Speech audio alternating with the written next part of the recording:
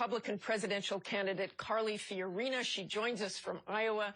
Good morning, Mrs. Fiorina. I want to start off with Paul Ryan. He was a congressional staffer elected to the House at age 28. Is he too much of a Washington insider to change so-called business as usual in Washington? Well, we'll see. But I think everything you heard Paul Ryan say is that he intends to lead the Republican caucus to providing solutions. And I think that's what people want. You know, when I'm out here on the campaign trail, people want to see results. Leadership is about producing results. It's not about talking.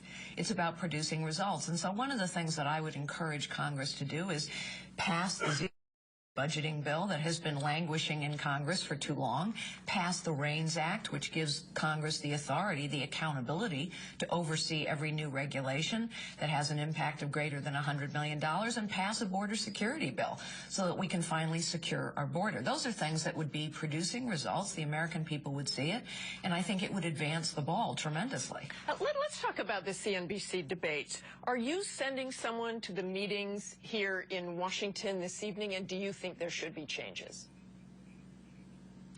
Well, actually, I don't have campaign staff going to that meeting. I have campaign staff here in Iowa with me, and logistically we just couldn't work it through.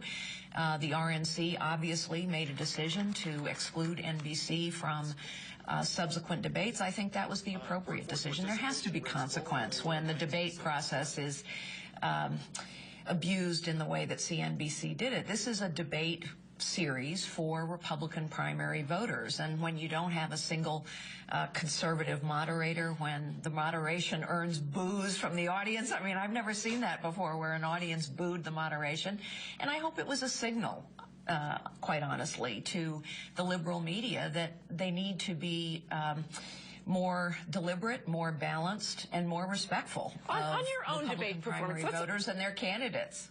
Let's talk about your own debate performance. Do you go back and do you look at the tapes, and did you accomplish what you wanted to accomplish in that debate?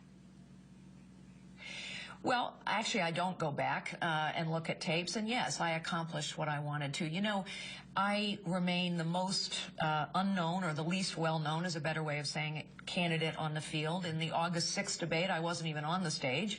In the September debate, I had to fight my way onto the stage. And in the October debate, I was right in the middle of the stage. And so part of my objective debates is to introduce myself to the American people who don't yet know me, to tell them a little bit about who I am and what I've done, and also, most importantly, to talk about why I think we need a different kind of leadership now. Because the truth is, so much of what ails this nation have been festering problems that have existed under Republican as well as Democrat presidents. Mrs. Fiorina, I want to talk about one thing you said in the debate that's come under a good degree of criticism, something fact checkers say was cherry-picked and misleading. You said that 92% of the jobs lost during Barack Obama's first term belonged to women. The fact checkers say a big problem with the 2012 with the claim is that it was cherry-picked, the starting date for assessing it, and in fact that according to these government data, more women actually were working at the end of Obama's first term compared with the day he first took office.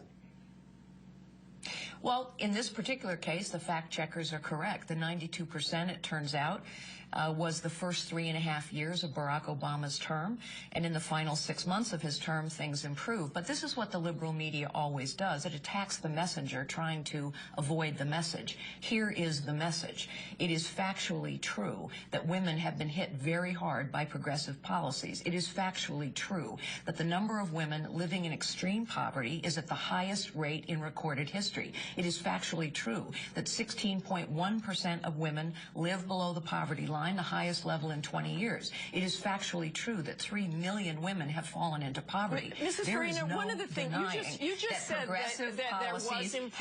Have been bad for women. Mrs. Fiorina, you just said there was some improvement. You acknowledged there was some improvement, but you didn't say that during the debate, did you? Martha, I've just acknowledged that I misspoke on that particular fact, that 3.5 years, 92% the progress in 3.5 years, and that in the last 6 months of Barack Obama's first term, things got better for women. You have not acknowledged the facts that I just laid out. 3 million women are living in poverty. The number of women living in extreme poverty is the highest on record. 16.1% of women live in poverty, the highest level in 20 years. We'll let you speak for yourself with cherry pick their own facts. I didn't launch into any facts, Mrs. Fiorina. I want to very quickly, please, very quickly talk about just quickly Syria and the president's plan to send 50 special operations forces in there. Do you agree with that? Well, I do, but I think it's a bit too little too late. Look, all of us who know anything about it have known that you cannot have a successful bombing campaign unless you have special operations troops on the ground helping to direct that campaign. President Obama hasn't been willing to do that for political purposes. It's also true that he has no strategy in Syria. He has no strategy for ISIS. And it's also true that when the United States of America fails to act as he has failed to act, our options are diminished. Okay, Mrs. Fiorina, I'm going to have to stop you there. We're going to get together again, I'm sure, and talk about your strategy in Syria. We really appreciate you being with us today. We're back with much more on the 26th.